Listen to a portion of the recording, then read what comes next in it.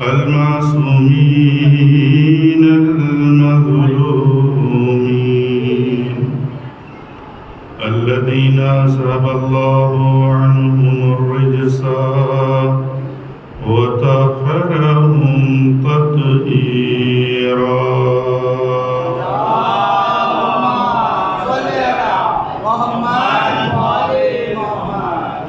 واللعنة الدائمة على أعدائهم أجمعين من يوم ظلمهم إلى قيام يوم الدين. أما بعد فقد قال الله الحكيم في كتابه الكريم. بسم الله الرحمن الرحيم. لقد من الله على المؤمنين إذ بعث فيهم رسولا من أنفسهم يتلو عليهم آياته ويزكيهم ويعلمهم الكتاب والحكمة وإن كانوا من قبل لفي ضلال مبين.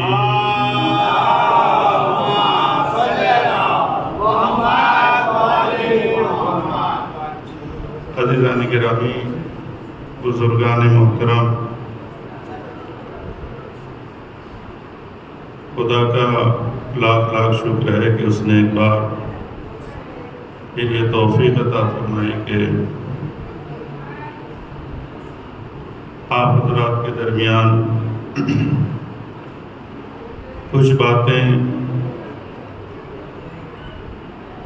جو موضوع منتخب کیا گیا ہے وہ رسالت عالم بشریت کے لیے عظیم نعمت کے عنوان سے،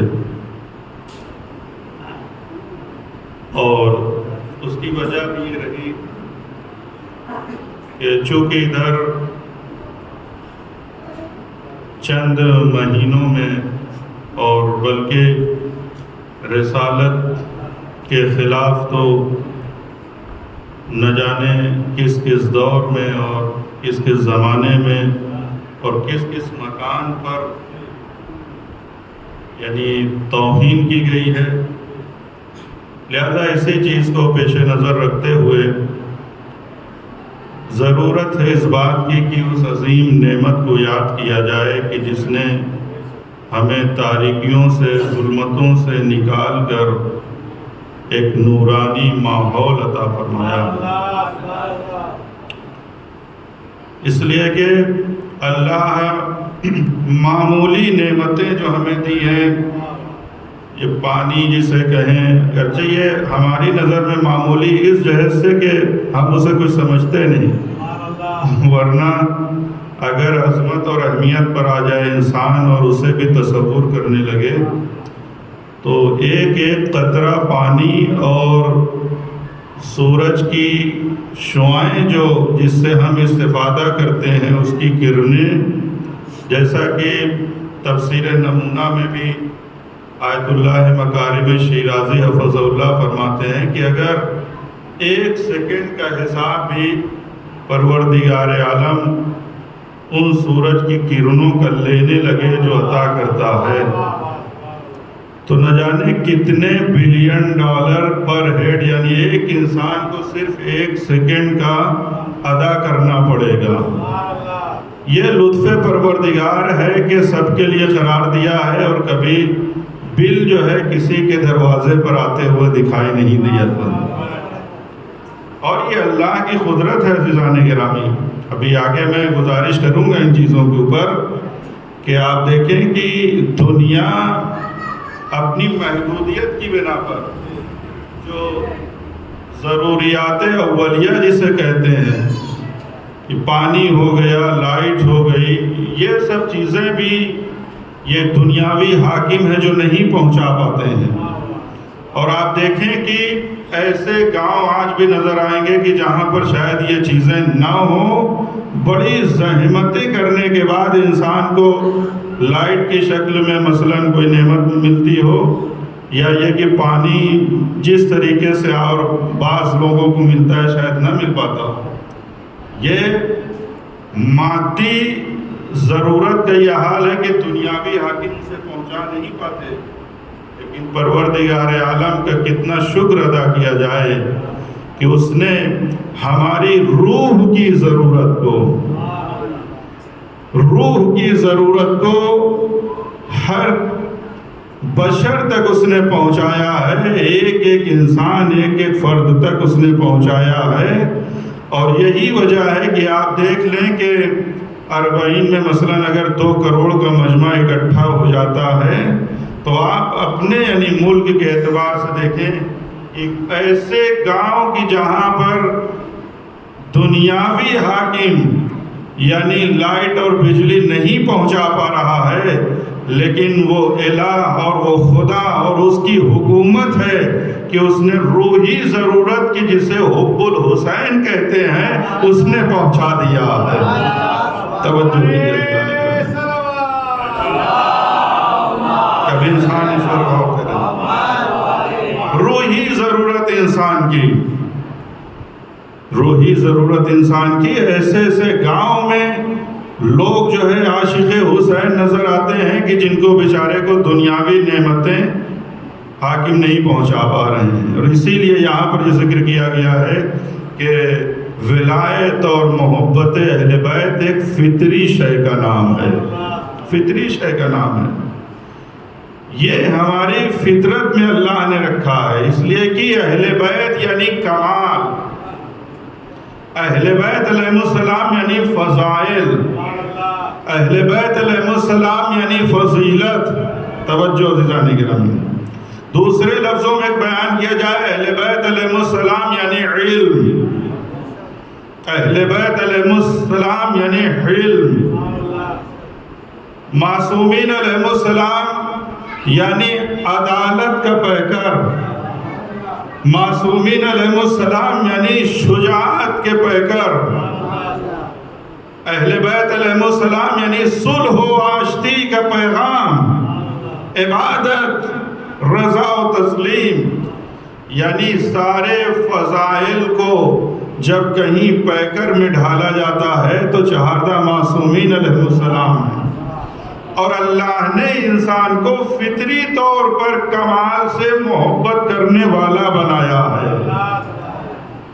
فطری طور پر ہر انسان ہے جو عدالت کو پسند کرتا ہے، ہر انسان ہے جو ظلم سے نفرت کرتا ہے، ہر انسان ہے جو علم سے محبت کرتا ہے، ہر انسان ہے جو جہالت سے نفرت کرتا ہے۔ یعنی فطری طور پر اللہ نے انسان کے اندر کمالات سے محبت کا جذبہ رکھا ہے۔ تو جب کمالات سے محبت کا جذبہ اللہ نے انسان کے فطرت میں رکھا ہے تو اہل بیت علیہ السلام کیا کمالات کے علاوہ کچھ اور ہیں؟ توجہ، یعنی عین کمال جسے کہا جائے وہ ائمہ معصومین علیہ السلام ہے۔ لہذا فطری طور پر محبت کرنا اہل بیت علیہ السلام سے یہ اللہ نے رکھا ہے۔ اب یہ ایک سوال پیدا ہو سکتا ہے کہ آخر جب فطرت میں ہے تو کچھ لوگ اہل بیت سے محبت کیوں نہیں کرتے؟ عیناً اسی طریقے سے جیسے اللہ کو سجدہ کرنا، منعم یعنی جس نے ہمیں نعمتیں دی ہیں اس کا شکر ادا کرنا، یہ اللہ نے فطرت میں رکھا ہے۔ توحید پرستی انسان کے مزاج میں پایا جاتا ہے، انسان کے فطرت میں ہے، لیکن معصیتوں کے گرد و غبار ہیں جب فطرت پر غالب آ جاتے ہیں تب یہی انسان ہے جو اپنے اندر وجود خدا کو محسوس نہیں کر پاتا ہے۔ ضرورت ہوتی ہے کہ کوئی ایک ایسا حادثہ ہو کہ جو اس کے وجود کو جھنجھوڑ دے تاکہ اللہ کی یاد آ جائے۔ لہذا امام نے کیا کہا؟ کشتی میں سوار ہوئے ہو؟ کہا کبھی ایسا ہوا ہے کہ کشتی تمہاری سیلاب میں بھور میں پھنس گئی ہو؟ کہاں ایسا ہوا ہے؟ کہا اچھا یہ بتاؤ اس وقت کیا نا امید ہو گئے تھے؟ کہا نہیں، تب بھی یہ تھا دل میں کہ اب بھی کوئی ایک طاقت ہے جو ہمیں بھی بچا سکتی ہے. کہ یہی امید کہ کوئی ایک طاقت ہے جو مجھے بچا سکتی ہے، اسی کو توحید کہتے ہیں، اسی کو خدا کہتے ہیں. یعنی انسان کے اندر اللہ نے توحید کے عقیدے کو فطری طور پر رکھا ہے، لیکن معصیت کے گرد و غبار جب جم جاتے ہیں تو وہ اس کی شمع ہے اور اس کی روشنی ظاہر نہیں ہوتی، لیکن وہ چنگاری موجود ہوتی. جب یہ حادثات کے تھپیڑے انسان پر پڑتے ہیں تو ایک مرتبہ پھر سے یہی چنگاری شعلوں میں بدل جاتی ہے. توجہ کی عزیزان گرامی، اہل بیت علیہ السلام کی محبت بھی اللہ نے فطری طور پر ہر انسان کے وجود میں رکھا ہے، اس لیے کہ یہ کمال ہے اور کمال سے محبت یہ عقلی تقاضا ہے. لیکن پھر وجہ کیا ہے کہ لوگ صرف یہ نہیں کہ اہل بیت علیہ السلام کو مانتے نہیں، بلکہ یہاں تک دیکھا گیا کہ ان کے دشمن بھی نظر آئے ہیں. تاریخ پر نظر ایک جملہ عزیزان گرامی جو توحید کے مرحلے پر میں نے عرض کیا، توجہ کیجئے کہ دیکھیے فطری طور پر ہر دل کے اندر شمع مودت اہل بیت موجود ہے، لیکن فروزہ ہے کسی کے اندر ہے جو بھی ایک چنگاری کی شکل میں ہے. بعض وہ لوگ جو اہل بیت کے دشمن بن کے سامنے آ گئے، ان کے دل اور فطرت پر جب مادیت کے پردے پڑ گئے تھے، حکومت کے پردے پڑ گئے، اقتدار کے پردے پڑ گئے، تو پھر ہے جو اہل بیت سے محبت کرتے نہیں بلکہ نفرت کرتے ہوئے نظر آئے. لیکن جیسے توحید کے مرحلے پر جب انسان کی کشتی سیلابوں میں الجھ جاتی ہے تو خدا یاد آتا ہے، جب حکومتوں کی کشتیاں سوالات کے تھپیڑے میں الجھ جاتی ہیں تو فطری طور پر علی یاد آتے ہیں. ایک صلوات پڑھیں محمد اور آلِ توجہ فرمایا. لہذا یہ توحید کے مرحلے پر بھی دیکھا گیا کہ فطرت میں اللہ نے رکھا ہے، اور ولایت کے مرحلے پر بھی آپ دیکھیں کہ اللہ نے فطرت میں رکھا ہے کہ اہل بیت علیہ السلام کی محبت. لیکن مادیت کے پردے پڑ گئے ہیں. اب کب ہٹتے ہیں؟ جب سوالات، علمی سوالات کے تھپیڑے جب حکومتوں پر پڑے ہیں، تب وہی حقیقی در یاد آتا ہے ہر ایک کو جسے باب مدینۃ العلم کہا جاتا ہے. توجہ کیا، اس کے معنی کیا ہوئے کہ کیا کل تک یہ عشق اور یہ مودت، یہ محبت ان کے وجود میں نہیں تھا؟ کہ یہ واقف نہیں تھے؟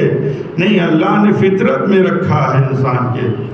لیکن جب مشکلات میں گھر جاتا ہے تبھی تو علی کا ایک لقب مشکل کشا رکھا گیا. ایک صلوات پڑھیں محمد اور آلِ.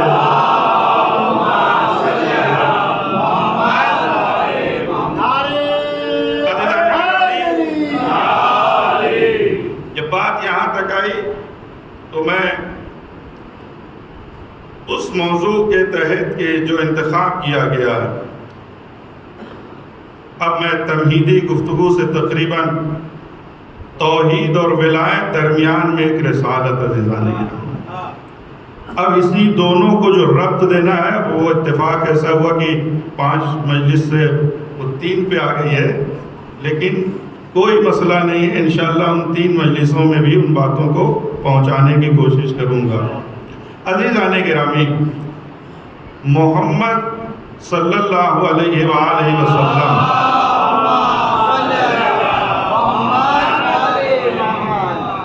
ہمارے بعض بزرگ یہ کہتے تھے کہ فضیلتوں کے اس آسمان کا نام ہے کہ جہاں تک اعتراضات کے تیر کی پہنچنے کی گنجائش ہے ہی نہیں.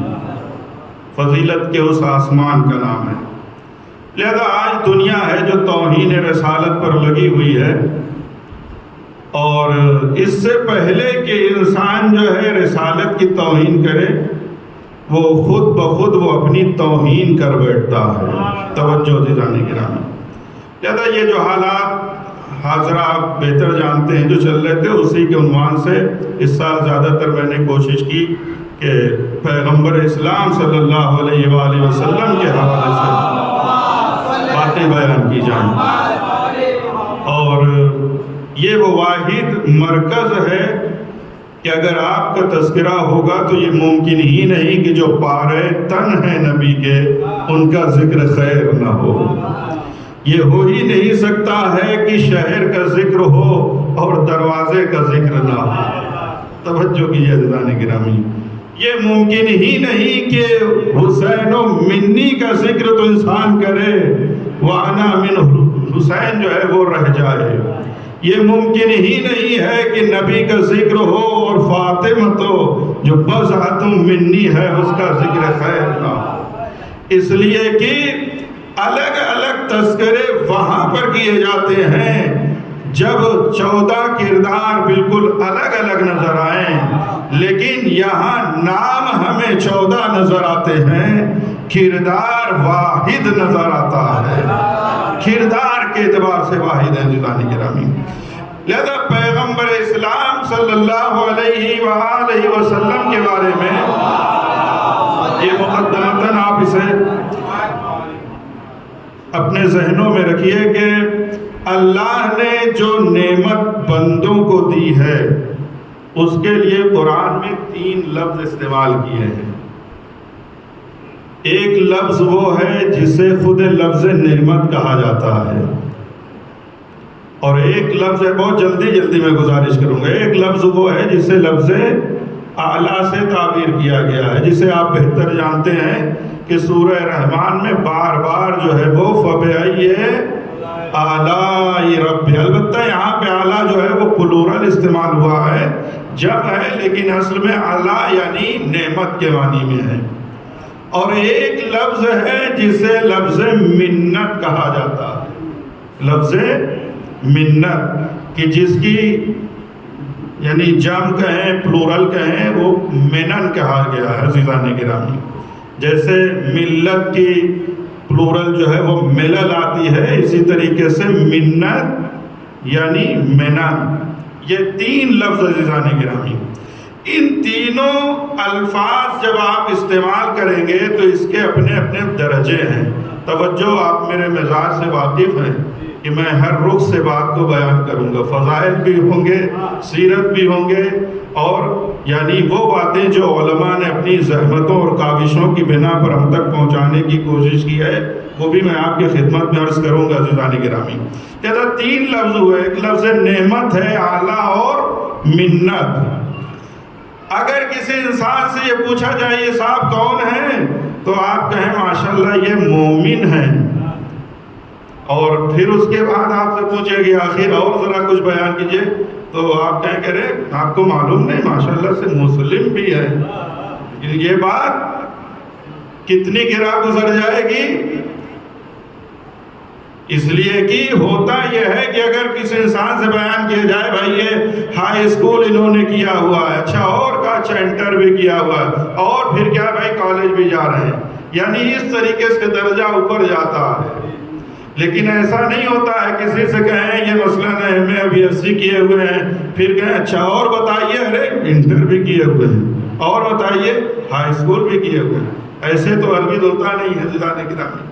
لہذا یہ 3 لفظ ہیں، یعنی ایک لفظ ہے نعمت، ایک لفظ اعلیٰ، اور ایک لفظ ہے منت۔ جس طریقے سے انسان کو پہچانوانے میں پہلے انسان کہے گا بھائی انسان ہے، پھر اور بڑھا کہا یہ مسلمان ہیں، اور آگے بڑھے کہا یہ مومن بھی ہیں، کہا اور بتا دیجئے، کہا کہ یہ ایمان کے مثلاً 10ویں درجے پر فائز ہیں، اور آگے بڑھیے کہا کیا پوچھتے ہیں بھائی یہ تو کل ایمان ہے۔ توجہ عزیزان گرامی، یعنی اس طریقے سے درجے ہیں جو آگے بڑھتے ہیں۔ لیکن اگر کوئی پہلے یہ کہہ دے یہ تو کل ایمان ہے، پھر ارے 10ویں درجے کے ایمان پہ ہیں، ارے مسلمان ہیں، ایسے نہیں ہوتا ہے عزیزان گرامی۔ درجہ بدرجہ باتیں اوپر کی طرف جاتی ہیں۔ بی بی زہرا سلام اللہ علیہا، چونکہ یہ تاریخیں جو ہیں بہت منسوب ہیں آپ سے،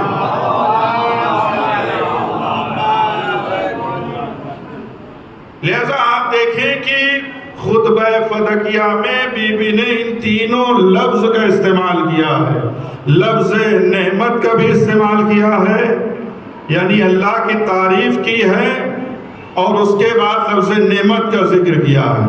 پھر اللہ کی تعریف کی ہے، پھر اس کے بعد لفظ اعلیٰ کا ذکر کیا ہے، پھر اللہ کی حمد کیا ہے، اور لفظ منت منن کا ذکر کیا ہے. توجہ عزیزان گرامی، جو خود ایک ادیب کی زبان سے ان الفاظ کے مراتب کا ظاہر ہونا، یہ درجہ بدرجہ یعنی پہلی منزل پر نعمت ہے، پھر لفظ اعلیٰ ہے، پھر اس کے بعد لفظ منت ہے.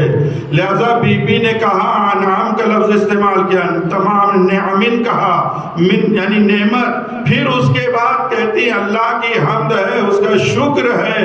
تمام کس چیز کے اوپر؟ سبوغ اعلیٰ، کہ اس نے ہم پر اعلیٰ یعنی نعمتیں دی ہیں. پھر یہی معنی میں پھر اس کے بعد بی بی یہ کہتی ہے کہ اللہ کی ساری تعریف ہے کس بنا پر؟ تمام منن، کہ اس نے ہمارے اوپر منتیں نازل کی ہیں.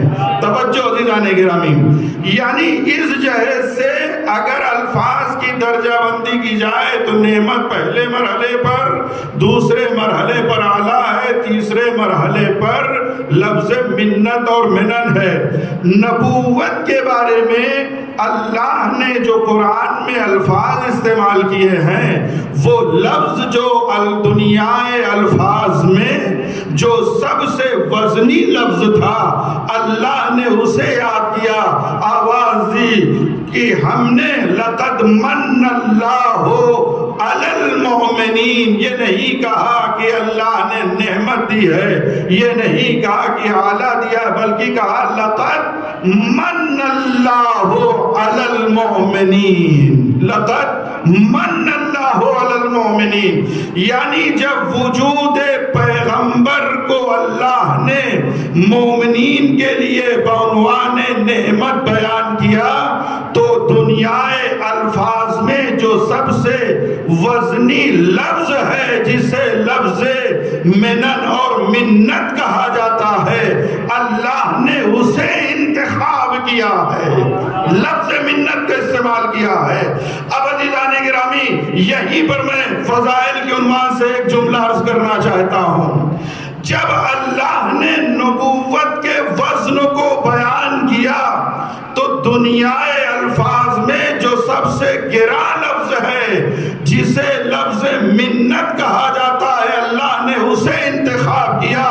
یعنی ذات پیغمبر سے وزنی کوئی بھی نعمت نہیں ہے جو عالم بشریت کے لیے اللہ نے دیا ہو. اب میں قربان ہو جاؤں ذات فاطمۃ الزہرا پر اور آپ کی عظمت پر، کہ جب اللہ نبوت کو بیان کرتا ہے تو الفاظ کی دنیا میں سب سے وزنی لفظ کا انتخاب کیا. اب اس بی بی کے فضیلت میں کتنا وزن تھا، کردار کتنے میں وزنی تھی، کہ جیسے ہی ادھر بی بی کا وجود نبوت و رسالت کے سامنے آ جائے تو خود رسالت ہے جو اپنے مقام سے کھڑی ہو جاتی. یعنی کتنا وزن ہوگا بی بی کی ذات میں عزیزان گرامی.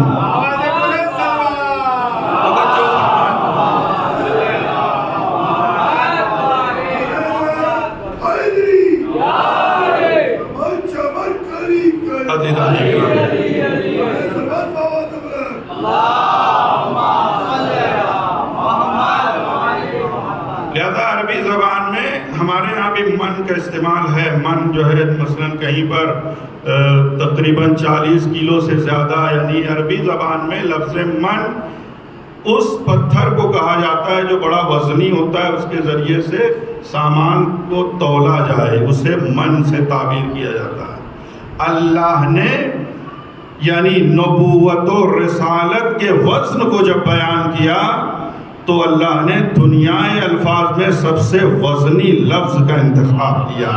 اب مجھے نہیں معلوم کہ بی بی فاطمہ الزہرا کے کردار کا وزن کتنا تھا، فضیلتیں کتنی گراں تھی، کہ وہی وزن مرسل اعظم ہے جو ذات فاطمہ الزہرا اگر عیاں ہو جائے تو آپ کا وجود ہے صرف کھڑے نہیں ہوتے تھے بلکہ قام الیہا ادھر بڑھتے تھے، اور بڑھنے کے بعد اپنے مقام پر بٹھا لیا کرتے تھے۔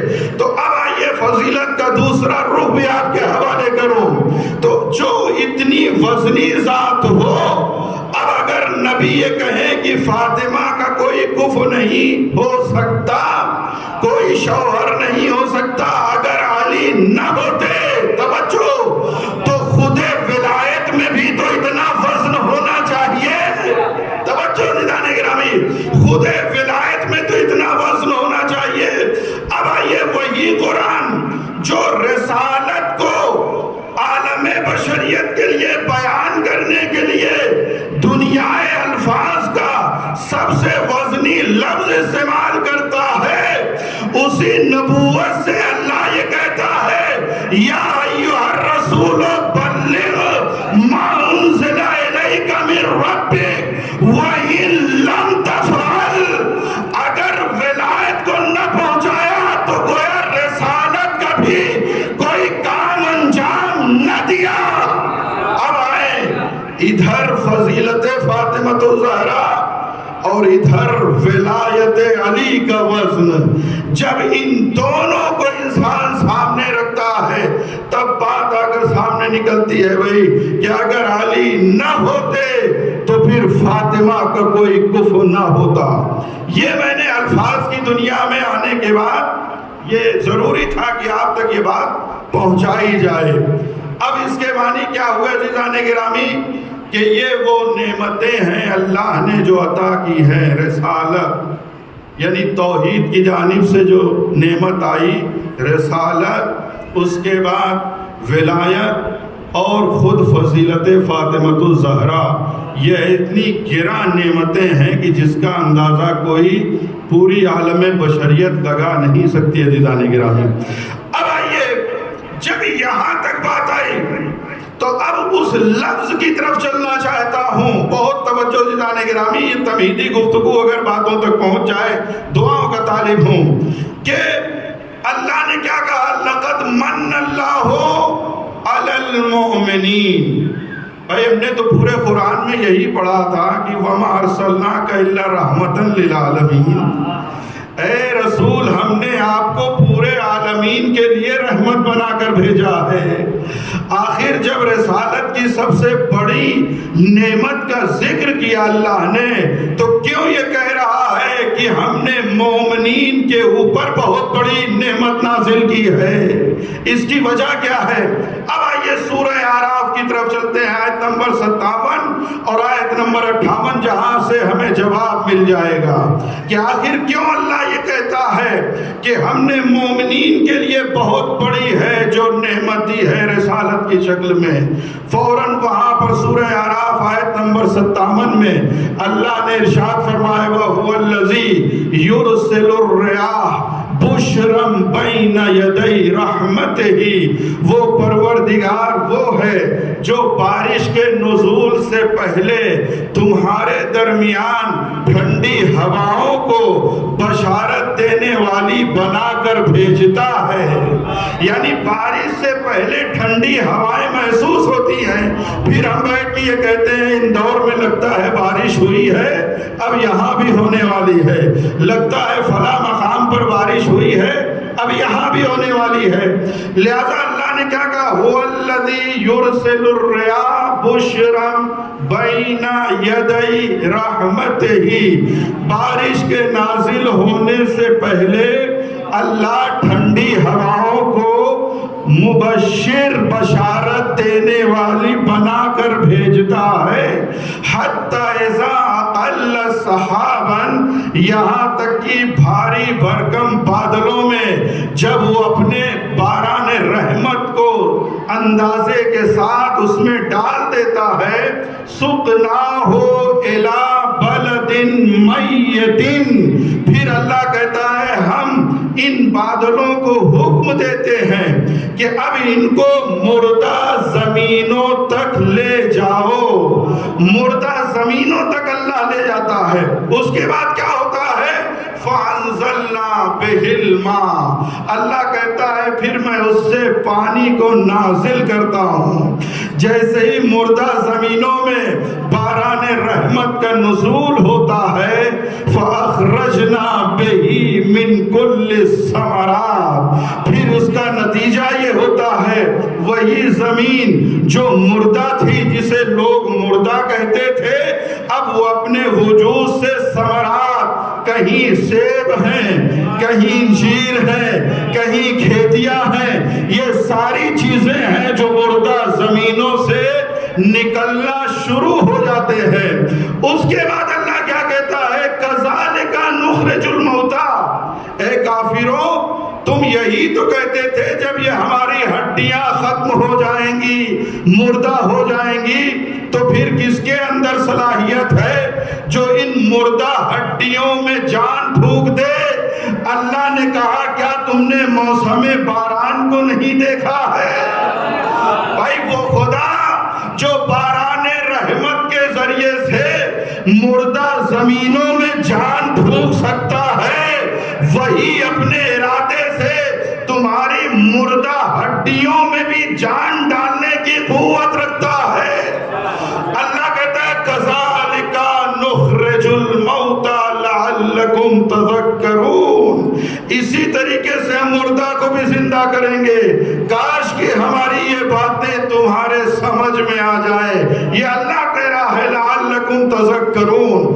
لیکن عزیزان گرامی جو دلیل میں دینا چاہتا ہوں وہ 58 نمبر کی آیت والبلد الطیب یخرج نباتہ بإذن ربہ. اللہ نے اتنا انتظام کیا، باران رحمت کو بادلوں کے ظرف میں رکھا، بادلوں میں رکھنے کے بعد سکنا ہو لبلد میت، مردہ زمینوں تک اللہ اپنے ارادے سے لے گیا. جب وہاں پہنچتا ہے اب قطرات بھی اگر اتنے بڑے ہوتے وہ تمہارے سر پہ گرتے تو ہلاک ہو جاتے، اگر اتنے چھوٹے ہوتے تو زمین تک پہنچتے پہنچتے وہ خود اپنا وجود کھو بیٹھتے. لہذا اللہ نے بارش کے قطرات کو بھی اتنا منظم رکھا کہ نہ تم ہلاک ہونے پاؤ نہ وہ خود ہلاک ہو جائے. عزیزان گرامی یہ سب توحیدی آیات ہیں کہ اگر ان کو پڑھنے کے بعد انسان اللہ کے وجود پر یقین نہ پیدا کرے تو کون سی نشانیاں ہیں جو پھر انسان کو موحد بنا سکتی ہے. ہم نے بارش کے قطرات کو اتنا منظم رکھا، لیکن سوال کیا تھا کہ اللہ نے رسالت کو عالمین کے لیے رحمت بنایا، لیکن اللہ کیوں کہہ رہا ہے کہ یہ مومنین کے لیے سب سے بڑی نعمت ہے؟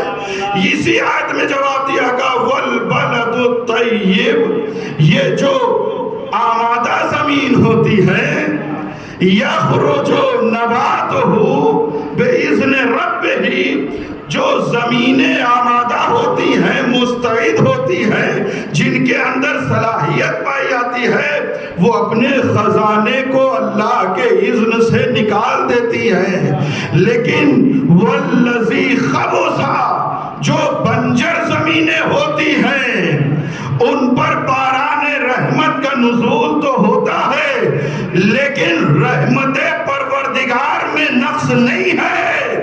چونکہ زمین بنجر ہے لہذا اپنے وجود سے نہ میوے دینے کی صلاحیت رکھتی ہے، نہ پھل دینے کی صلاحیت، نہ زراعت کے قابل. لہذا عزیزان گرامی یہ تو زمین کے بارے میں اللہ نے بیان کیا. اب اسی سے اللہ کہتا ہے کہ پہچانو ہمارے اس رحمت کو جسے رسالت کہتے ہیں. ہم نے رسالت کو عالمین کے لیے رحمت بنایا ہے، لیکن جس طریقے سے بارش کے ذریعے سے طیب پاکیزہ زمین ہی کے وجود سے ثمرات ظاہر ہوتے ہیں، اسی طریقے سے رسالت کی رحمت تو سب کے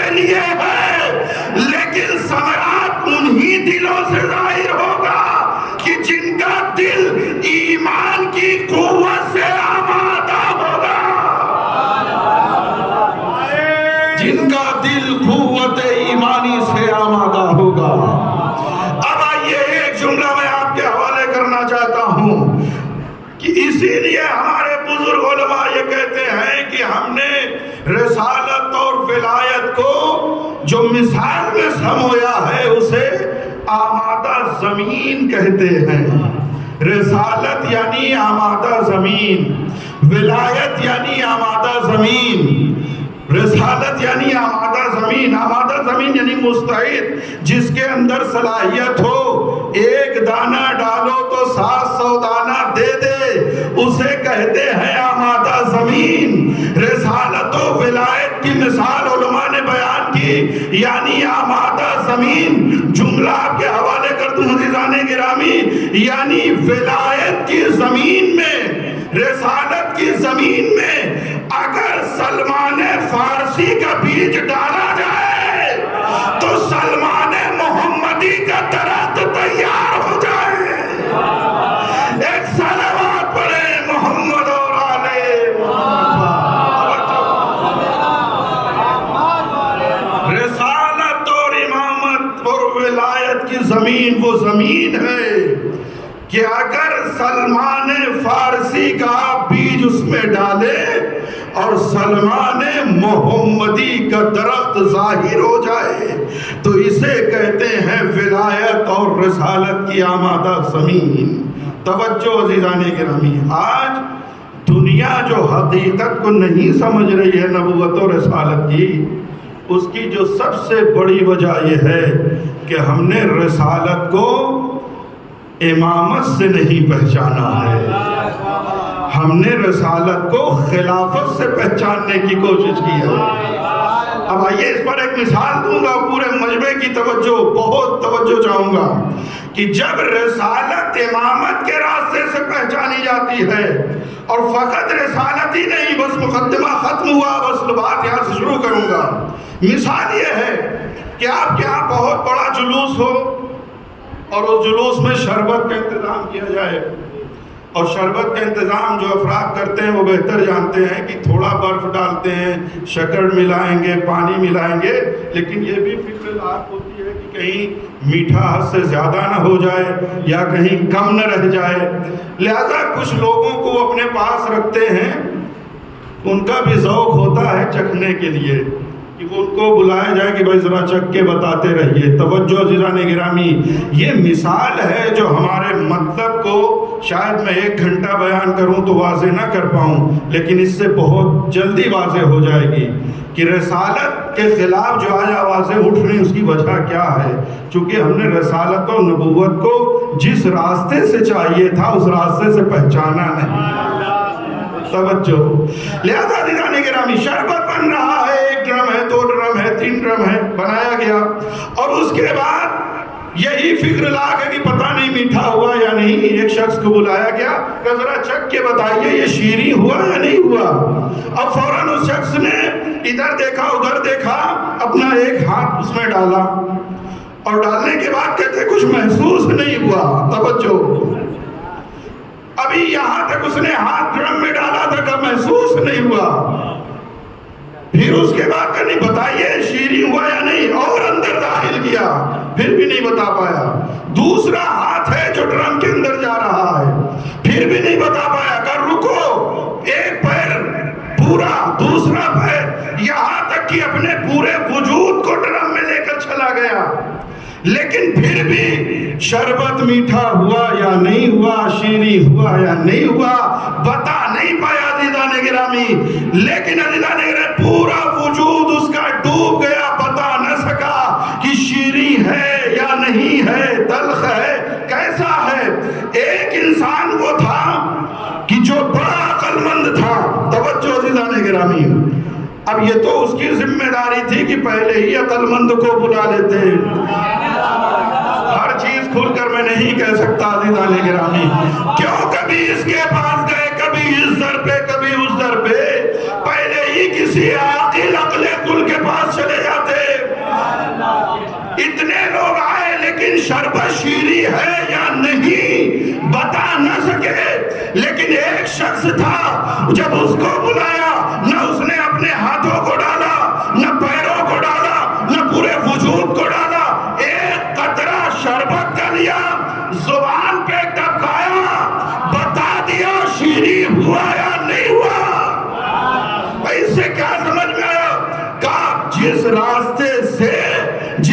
چیز کو سمجھنے کی اللہ نے فطرت میں قرار دیا ہے، اگر اس راستے سے سمجھو گے تو اپنے کو ڈرم میں ڈبانے کی ضرورت نہیں پڑے گی۔ عزیزان گرامی، عقل مند انسان نے شربت کا ایک قطرہ زبان پہ رکھا، بتا دیا شیریں ہے۔ آج عالم بشریت اسلام کی شیرینی کا احساس کیوں نہیں کر پا رہی ہے؟ اس لیے کہ جس راستے سے اللہ نے بتایا ہے کہ اسلام کی شیرینی کو محسوس کرو، وہ راستہ ہم نے نہیں اپنایا ہے۔ اب آئیے ذرا تفصیل کی طرف چلتا ہوں۔ نماز شیریں ہے، لیکن کون بتائے گا کہ شیریں ہے؟ نماز معراج ہے مومن کے لیے، لیکن کون بتائے گا کہ یہ مومن کے لیے معراج ہے؟ روزہ ہے جو شیریں ہے، لفظوں کو بدل کر کہہ دوں بھائی، روزہ تشنگی کا نام ہے، تشنگی میں سیرابی کا احساس ہے، لیکن کون بتائے گا کہ تشنگی بھی سیرابی ہے؟ جہاد میں اسلام کی عزت ہے، لیکن کون بتائے گا کہ جہاد عزت اسلام ہے، دہشت گردی کا نام نہیں ہے؟ توجہ دیدان گرامی، اور آئیے ایک لفظ جو میں جہاں تک لے کر آنا چاہتا تھا آپ کو اور تاریخ کربلا سے جوڑنا چاہتا ہوں، بھائی شہادت میٹھی ہے، لیکن کون بتائے گا کہ شہادت شیریں ہوتی ہے؟ بھائی زندگی شیریں تو سنا تھا، لیکن گردن کٹا دینے میں بھی کیا مٹھاس ہوتی ہے؟ کیا یہ وہی گھر بتائے گا جس نے اسلام کی بقا کے لیے کڑوے زہر کو پیا ہو؟ اسی حسن کا لال کربلا کے میدان میں بتائے گا کہ شہادت احلی من العسل، شہد سے زیادہ شیریں ہوتی ہے۔ ایک صلوات پڑھے محمد اور آلہ۔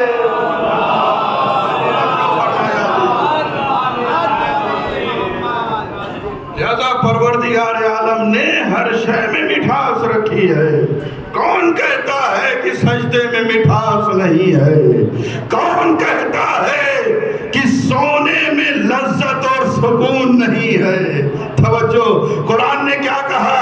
یہی رات ہے کہ جس کو میں نے سکون کا ذریعہ قرار دیا ہے، یہی نیند ہے کہ جس کو میں نے سکون کا ذریعہ قرار دیا ہے۔ اگر قیامت تک بھی یہ آیتیں پڑھی جاتی لیکن ایک رات کا ذکر نہ کیا جاتا تو دنیا نہ سمجھ پاتی کہ نیند بھی سکون کا ذریعہ ہے اور رات بھی سکون کا ذریعہ ہے۔ یہ تو شب ہجرت میں علی سو کر بڑا احسان کر دیا کہ دیکھو وہ قرآن کا لفظی وجود تھا، یہ قرآن کا عملی وجود ہے کہ رات میں بھی سکون ہے، سونے میں بھی سکون رکھا ہے اللہ نے۔ ایک صلوات پڑھے محمد اور آلِ محمد پر۔ پوری کائنات تڑپتی رہ جاتی لیکن وہ محسوس نہ کر پاتی کہ آخر اس عبادت میں بھی شیرینی اور مٹھاس پائی جاتی ہے۔ اس لیے کہ دنیا جو ہے وہ خوشحالی میں شیریں ڈھونڈتی ہے، لیکن یہ کربلا ہمیں بتائے گی کہ 30,000 تلواروں میں گھر بھی جاؤ، لیکن شہادت چونکہ لقائے پروردگار کا نام ہے، جب خدا مل جائے تو وہی وقت سب سے میٹھا وقت ہوتا ہے۔ لیکن اگر پوری کائنات کی خوشیاں مل جائیں، اگر خدا نہیں مل رہا ہے تو پھر کچھ نہیں مل رہا ہے۔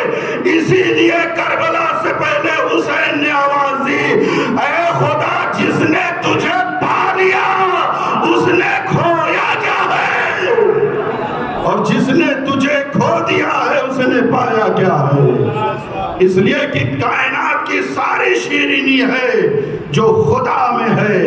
خدا سے انسان جتنا قریب ہو جائے گا مٹھاس کا احساس اس نہیں بڑھ جائے گا۔ اب خدا سے قربت، بس یہاں سے مال مجلس میں آپ کے سامنے ذکر کرنا چاہتا ہوں۔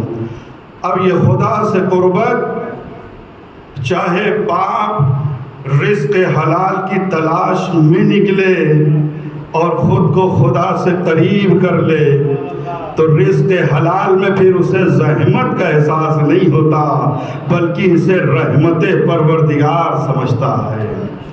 خواتین اگر کچن میں بھی 3 سے 4 گھنٹہ صرف ذمہ داری کا احساس کرتے ہوئے کہ جو ہم کر رہے ہیں یہ اللہ کی جانب سے ہے، یہ ہماری ذمہ داری ہے، لہٰذا اس 3-4 گھنٹے کی گرمی میں بھی خنکی اور ٹھنڈک کا احساس کریں گی، اس لیے کہ اس وقت جو چیز قریب ہے وہ لقاء پروردگار ہے۔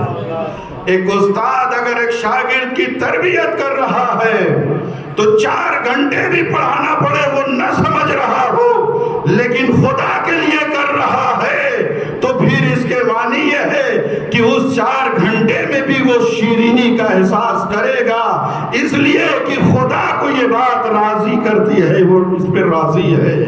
توجہ کی عزیزان گرامی، بس زندگی کے ہر مرحلے پر جہاں انسان خدا سے قریب ہو رہا ہو اسی میں شیرینی کا احساس پایا جاتا ہے، ورنہ کون ہے جو یہ کہے کہ شہادت بھی احلی من العسل ہو سکتی ہے۔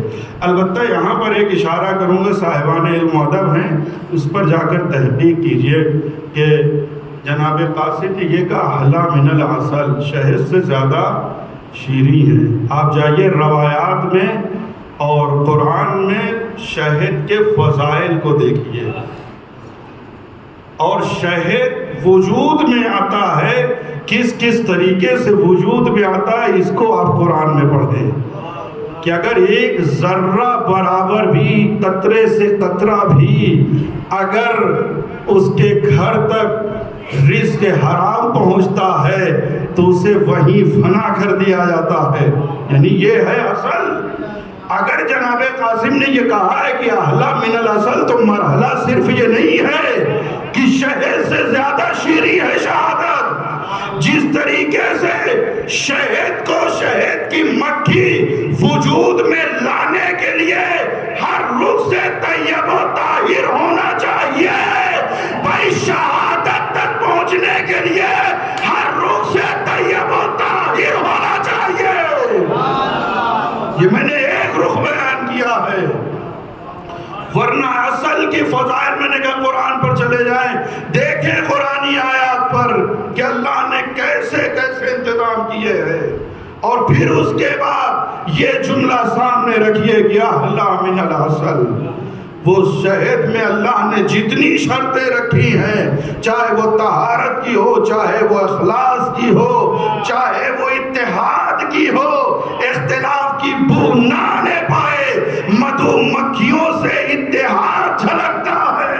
توجہ عزیزان گرامی، جب اتحاد کے دائرے میں کوئی شہد بنتی ہے تو اس کی اتنی فضیلت ہے کہ فیہ شفاء للناس، کہ اللہ نے اس میں شفا رکھا ہے۔ جب اسی اتحاد کے سائے میں کوئی کربلا بنتی ہے تو فیہ شفاء للاسلام، اس میں اللہ نے اسلام کے لیے شفا رکھا ہے، اس میں اللہ نے اسلام کے لیے شفا رکھا ہے۔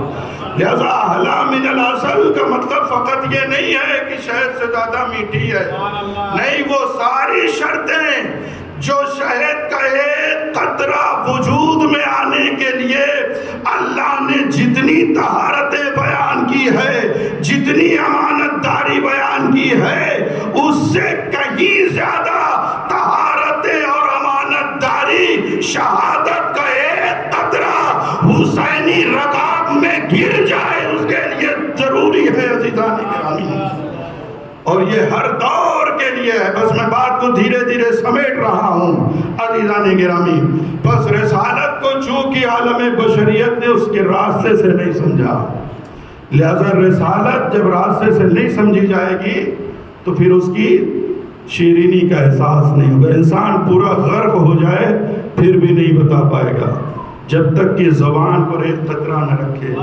عجب مزاج ہے کہ ہمیں بھی یہ بتایا گیا، صاحبان ولا کے لیے آخری جملہ ہے، ہمیں بھی یہ بتایا گیا ہے کہ دیکھو دین کہیں اور سے نہ لینا، بلکہ دین اس کل ایمان سے لینا جس کی زبان تو علی کی ہوتی ہے لیکن اسے لسان اللہ کہا جاتا ہے. ایک صلوات پڑھے محمد اور آل محمد. یہی پر بات کو میں روکنا چاہتا ہوں. بس دین کو بھی ہمیں لسان اللہ سے لینا ہے، یعنی زبان علی سے. جب رسالت سمجھی جائے گی تب وہ رحمت للعالمین سمجھ میں آئے گی. جنہوں نے نہیں سمجھا ہے انہیں حق ہے کہ وہ توہین رسالت کریں، اس لیے کہ تم نے ابھی رسالت کو سمجھا نہیں ہے. جب رسالت کو اس راستے سے سمجھ لو گے تب پھر اس کے لیے حسین بھی آواز دیں گے. امام معصوم یہ گواہی دے گا وَبَذَلَ مُحْجَتَهُ فِيكَ لِيَسْتَنْقِذَ عِبَادَكَ مِنَ الْجَهَالَةِ وَحَيْرَةِ الضَّلَالَةِ. جس نے رسالت کی معرفت پیدا کر لی وہ حسین ہے جو آواز دے رہے ہیں کہ اب رسالت کے تحفظ میں میری جان کی قیمت ہی کیا ہے. وَبَذَلَ مُحْجَتَهُ فِيكَ. جس نے رسالت کی آبرو اور حیثیت کو پہچان لیا وہ کسی بھی مرحلے پر ہو، کسی بھی دور کا علی ہو، وہ رسالت کا تحفظ کرے گا.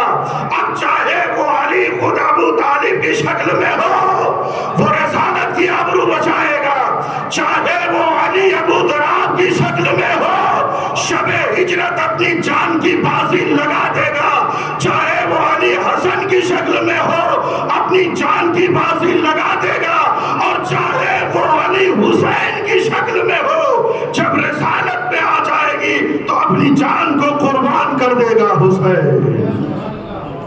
اس لیے کہ انہوں نے پہچانا کہ اگر یہ رسالت نہ ہوتی تو آج یہ بشریت کس در پہ در بدر ٹھوکریں کھاتی رہ جاتی.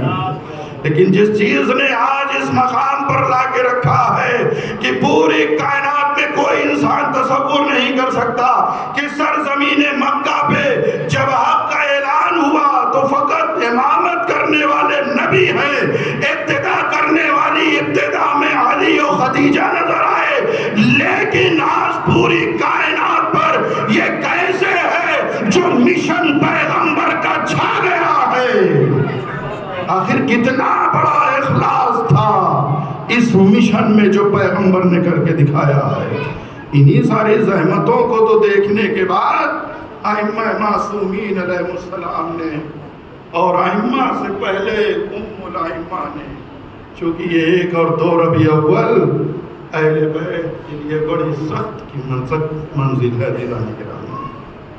بعض روایتیں کہتی ہیں 28 صفر کو نبی کی وفات یا شہادت کے بعد جب 3 دن کے بعد جو دن یوم دفن ہے یعنی جس دن نبی کو دفن کیا گیا، بعض روایتیں کہتی وہی دن یوم الحریق بھی ہے، یعنی دروازے پر آگ لگانے کا بھی دن ہے.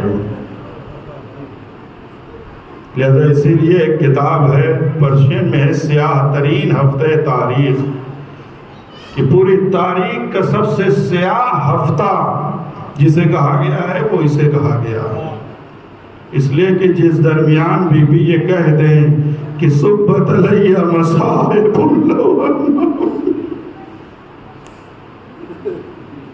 صبت علیہ مسرنا لیالیا، ایسی مصیبت مجھ پر ڈھائی گئی کہ اگر روز روشن پر پڑ جاتے ہیں تو اندھیروں میں بدل جاتے ہیں. اسی لیے مصنف نے کتاب لکھی جس کا نام ہی رکھا سیاہ ترین ہفتہ تاریخ.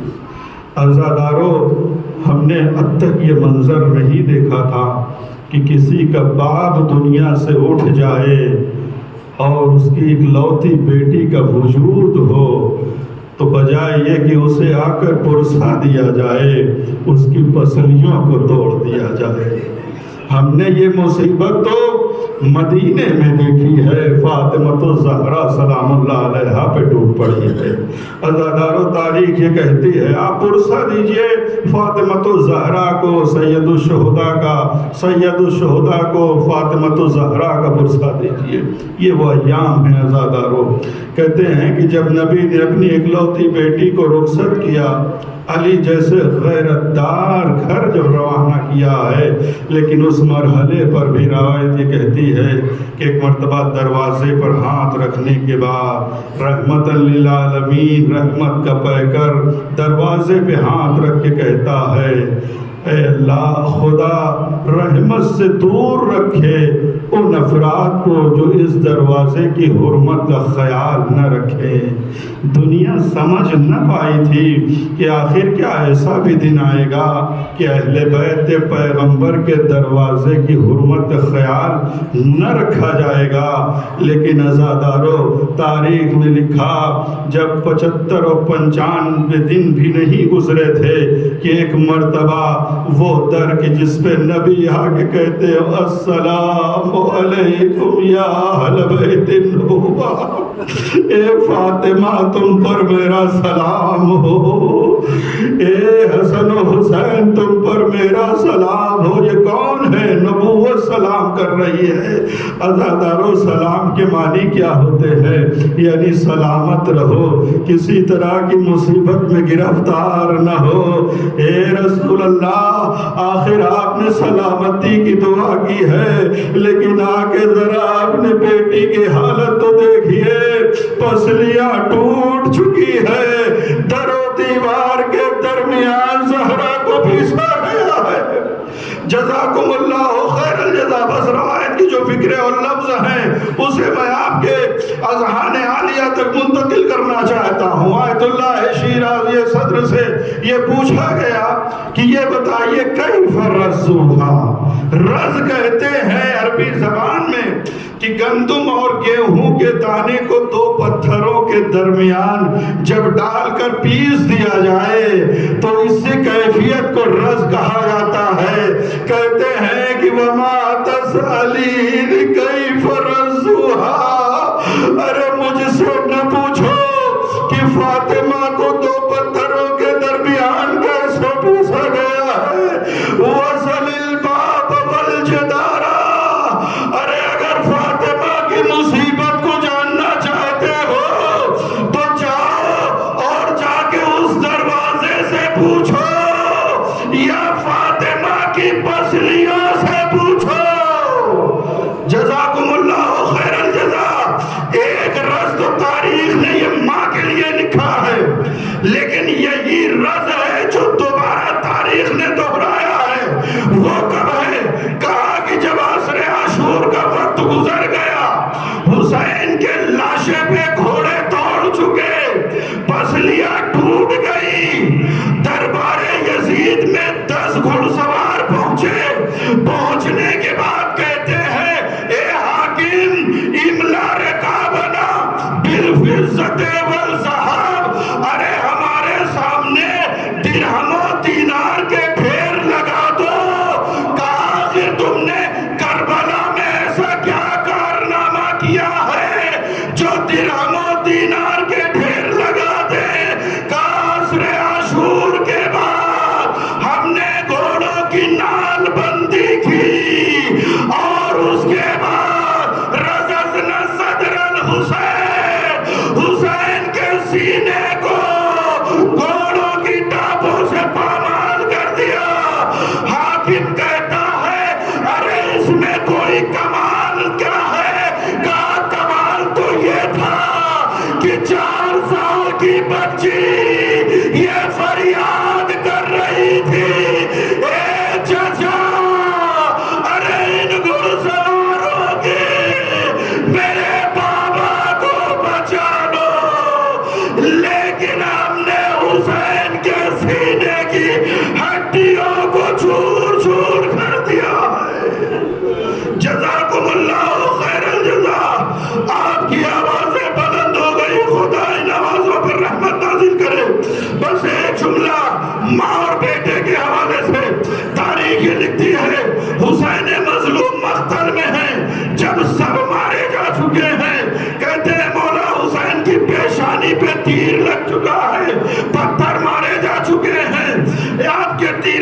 شعبہ سینے میں چھپ چکا ہے، پورے جسم پر تیر پیوست ہو گئے، لیکن استقامت میں کوئی کمی نہیں آئی۔ لیکن سید ابن طاووس کہتے ہیں جیسے ہی صالح ابن مزنی نے ایک نیزہ لیا، امام کے پسلی میں چبھویا، امام تیورا کے زیر سے زمین پہ آ گئے، ہاتھوں کو جوڑ کر کہوں گا مولا، ارے پتھر کا وار سخت تھا، تیرے سے شعبہ کا وار سخت تھا، لیکن تبار زیر سے زمین پر لائے، یہ پسلیوں پہ جیسے ہی نیزہ لگا، آپ کی استقامت، اللہ اکبر، آپ زمین پہ آ گئے۔ عجب نہیں مولا وہاں سے، ارے کیفیت کیا نہیں تم نے سنا ہے؟ وجہ یہ تھی جیسے ہی میری پسلی ٹوٹی، مجھے مدینہ یاد آ گیا، اماں کی ٹوٹی پسلی یاد آ گئی، اے اماں، ارے میں حسین ایک لمحے کے لیے سنبھل نہ سکا، 95 دن تک ٹوٹی ہوئی پسلیوں کے سہارے حسین کو کیسے پالا تھا، آج وہی حسین نرغے آدھا میں گرا ہوا۔ وَسَيَعْلَمُ الَّذِينَ ظَلَمُوا أَيَّ مُنقَلَبٍ أَلَا لَعْنَةُ اللَّهِ عَلَى الْقَوْمِ الظَّالِمِينَ۔ ربنا تقبل منا إنك أنت السميع العليم وتب علينا إنك أنت التواب الرحيم۔ اللهم اغفر للمؤمنين والمؤمنات والمسلمين والمسلمات الأحياء منهم والأموات، تابع بيننا وبينهم بالخيرات إنك مجيب الدعوات إنك على كل شيء قدير۔ گزارش ہے کہ آپ حضرات ایک مرتبہ سورہ الحمد اور 3 مرتبہ سورہ قل هو اللہ